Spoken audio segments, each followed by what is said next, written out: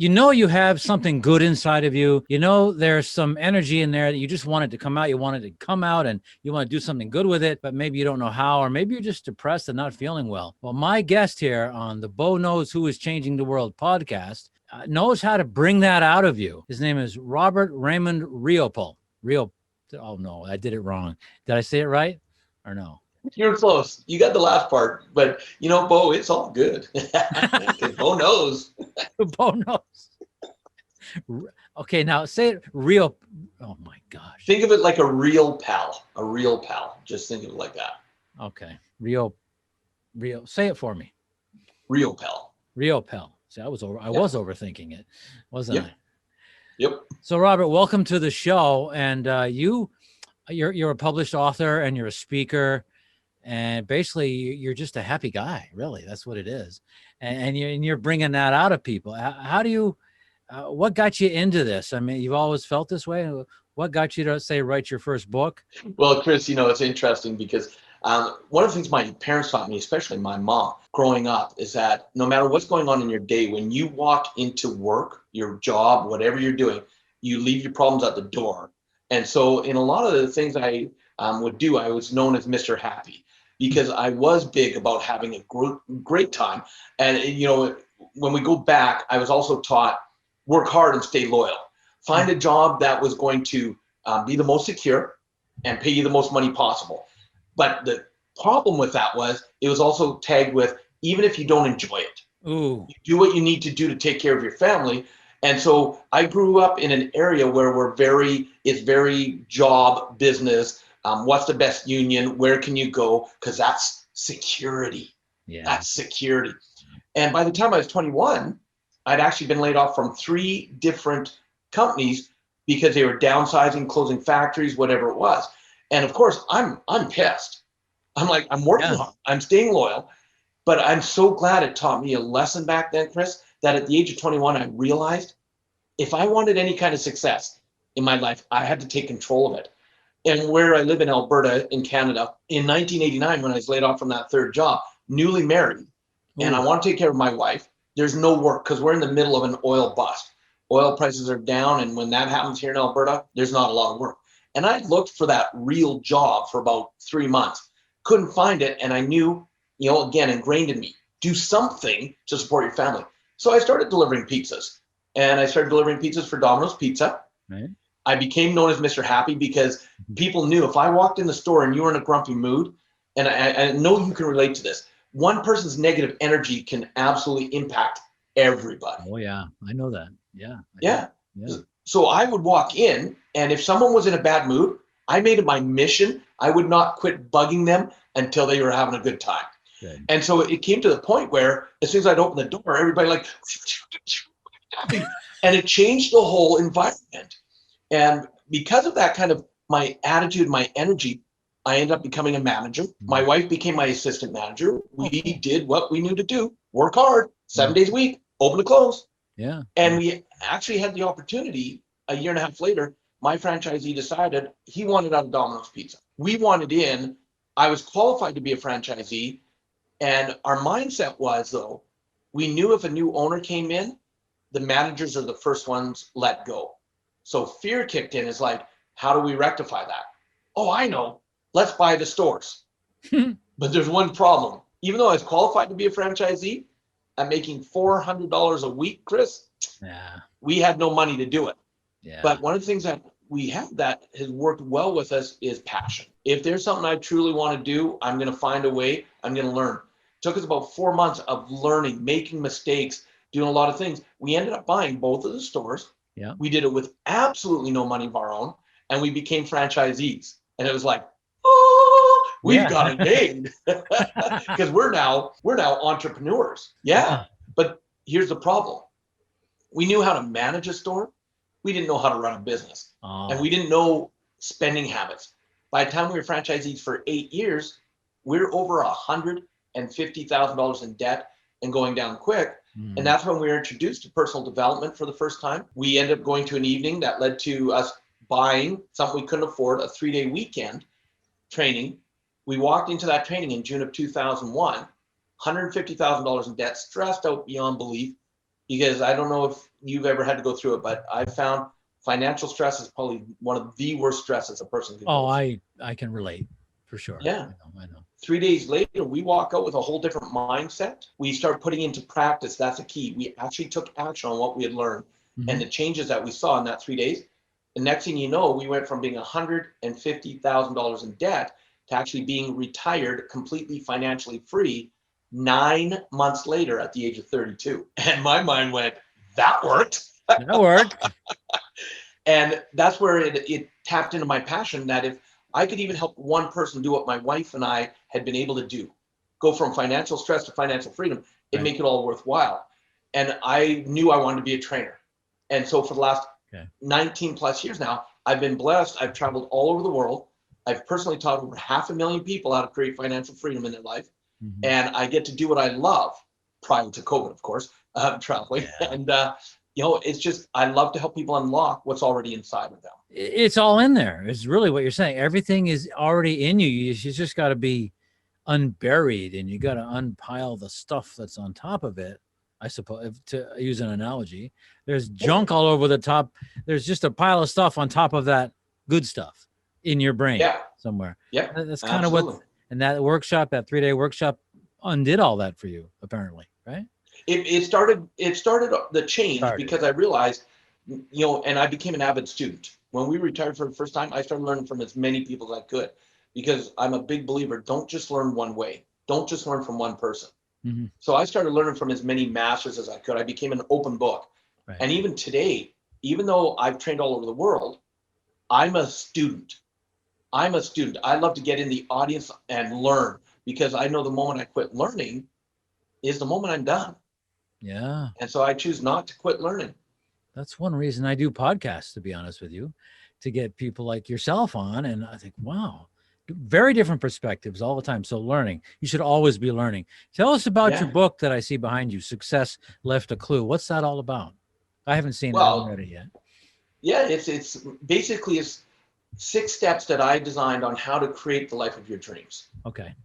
And I decided to write the book. Now, what the fun part is in 2002, I decided I'm going to write a book. Okay. No idea what I was going to put in it, but I knew I wanted to write a book because I heard someone say a book is a great thing to do. Okay. 15 years later, it came to fruition. And so step number 1 in my book of the 6 steps is actually to dream big. And think of it like this, and I'm going to ask you, Chris, when you were a child, just a couple of years ago, when you looked at what was possible in life, what did you dream of? Was anything possible, or was it, no, I can't do anything? Anything seemed possible, but there was mixed feelings, very honestly. Right. Yeah, see, that's the key, because that you hit right on it. See, when we're children, anything's possible, but then all of a sudden society starts telling us why it can't, or why we aren't right, all or the why time, it should. all the time. And you'd be a good one to ask this question. I ask this to a lot of my guests. It seems to fit whatever they're talking about. The school system, at least here in the US, I don't know about Canada, but it seems to promote working. I mean, like employee type behavior. Yes. Like they don't tell you, they don't go into financials. They don't go into like a Gary Vaynerchuk, how to be an entrepreneur. They don't do that. Right. Does that make sense to you? Have you that?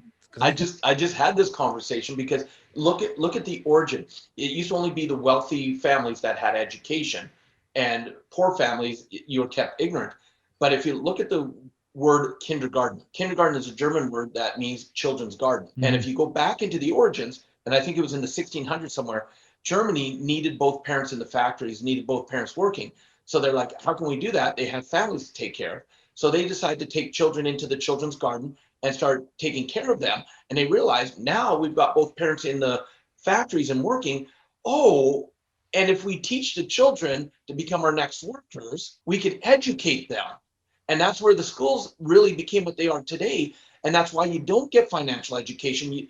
You get, unless you go to a prestigious school, which still doesn't teach how to handle finances and stuff. But school was set up to teach the next generation of workforce. And that's why you don't see entrepreneurs. Wow. That's the deepest I've ever heard that. That's amazing. Kindergarten came from Germany, the Germans. Yeah, children's garden. Children's garden. Teach them to work. Well, no wonder so many people are frustrated with their lives.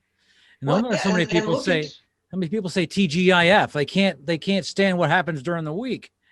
Right. And that's a bad mindset, I think. Yeah. And you look at even what was the main thing in schools in the beginning, especially you were taught a trade. Yeah. What are you going to be? Yeah, you're going to be a mechanic. You're going to be a welder. You're going to be, ladies, home economics, because you're going to be the woman that takes care of the home. Oh, of course. Yeah. Right? Take a look at all of it. Look at those stereotypes. This is where they all came from. Holy crap. I've been enlightened today. Oh, gosh. According to my notes, you are also a serial entrepreneur, I guess, from what you just described, right? And also an app designer. Tell us about your app designing. Well, it comes based on that book again behind me. Yeah. I was sitting as a student in a room. I walked into a room to learn, and we had a lot of options, and I actually didn't realize I walked into the wrong room. Oh. And so I walk into the room thinking I'm going to learn one thing, and I sit down, and the gentleman on stage, he starts talking about apps, all that apps can do, what's going to be happening. And this was, 10 years ago almost that I walked into this room. And as soon as I realized it wasn't the room I was supposed to be in, I got up and I started walking out of the room because I'm like, this is not the right room. But then he said something that stopped me in my tracks. Mm-hmm.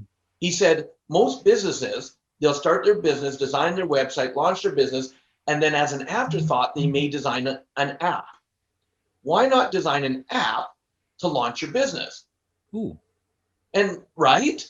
And he was giving all these amazing statistics at the time. So I waited till the talk was over. I sat back down and I waited till everybody talked to him. And I went up to him and I said, can I ask you some questions? He said, sure. I said, so if I understand you right, could an app launch a book? Because I knew I was about to start getting ready to really be serious about writing my book. And he says, well, what's your book about? And I said, well, I think it's going to be about this and this and this and this. And I rattled some stuff off. And all of a sudden he goes, well, we could do this, we could do this. And I like dream boards, because first step is dream big. And I said, can we do a vision board on an app? He says, absolutely. And my mind just exploded, Chris. And I went, wow. So I decided instead of writing the book first, I would design an app based around it. We launched version 1 a few years ago. It's called Amentora. Mm-hmm. And so take the word mentor, put an A at the beginning, A at the end. And we made up the word, just like Google and all that, but it's got deep-rooted meaning behind it. And we created the 6 steps in my book is actually 6 things that you can do in the app. Now, version 1 is down because we've been working on version 2, which will make version 1 look like it was kindergarten. Here we go with kindergarten again. That's right. And so, the app I designed is based on my book because it walks you through the 6 steps.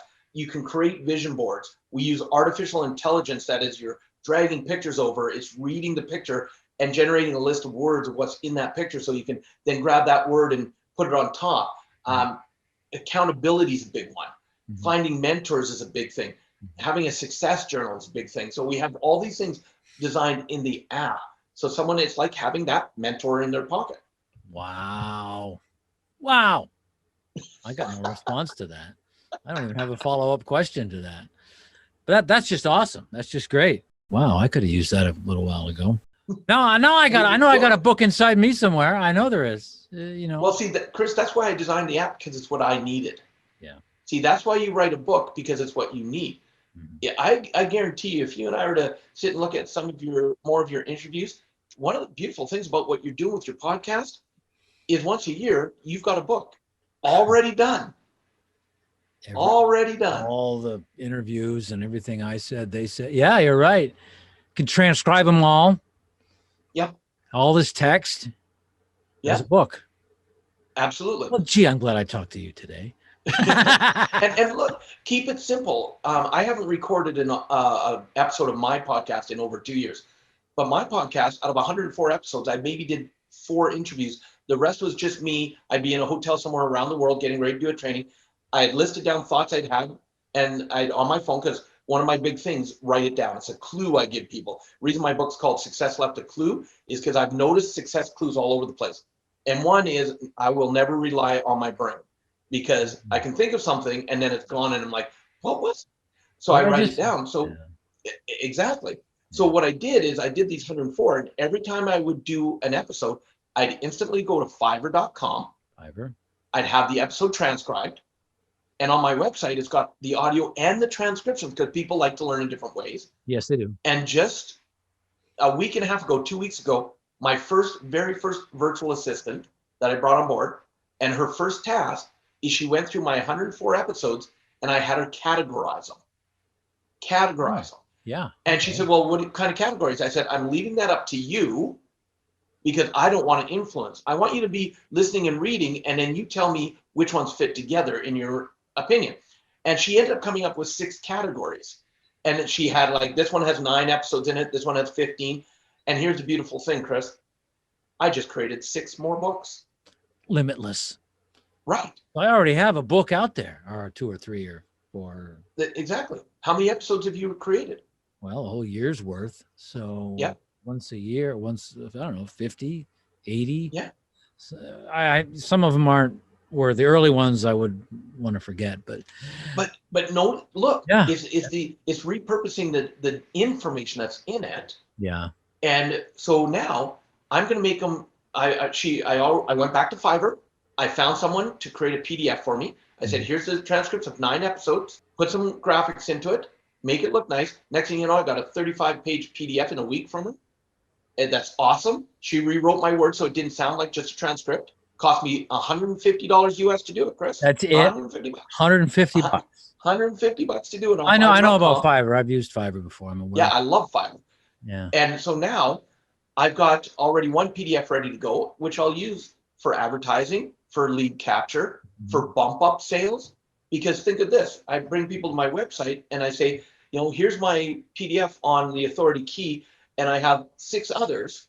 You can buy each one for $7 individually, or get all 6 for $25. And it becomes that evergreen, and I'm not worrying about having to, because it instantly delivers. All right, I got some ideas from you today. This is good. Stuff that was in there that just had to find its way out of my head. Maybe just take off the hat or something. That's it. Anyway. That's why I let go of my hair, right? So now the thoughts can just free flow. Look at us. Look at us. I got this crazy eyebrow that won't go down, though. I don't know what it is. Robert, I want to have you on again at some point. Preface that, though. You have another book coming. I do. What's the name of that, and what's it about? It's called The Authority Key, How to Unlock and Open the Door to Success. And really think about it. You're in a job or a business. There's people that have the exact same knowledge and experience as you or less, but yet they make more money. Yeah. Why is that?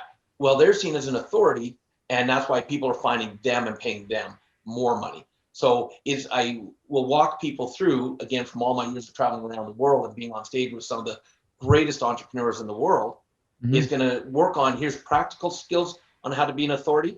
But Chris, what most people miss and what sabotages them is what's going on internally. Things can be going great. And as an example, have you ever had a time when things are just going beautiful and all of a sudden it's like this brick wall got thrown up in front of you and just crashed everything to a stop? Yes, I know the feeling. Yeah, so I walk in depth on what's called I use the acronym OPEN, why it's part of the title. I walk through the 4 phases that everybody's going through. And one of those phases has to do with chaos. And most people, when chaos enters their life, they resist it, they get frustrated.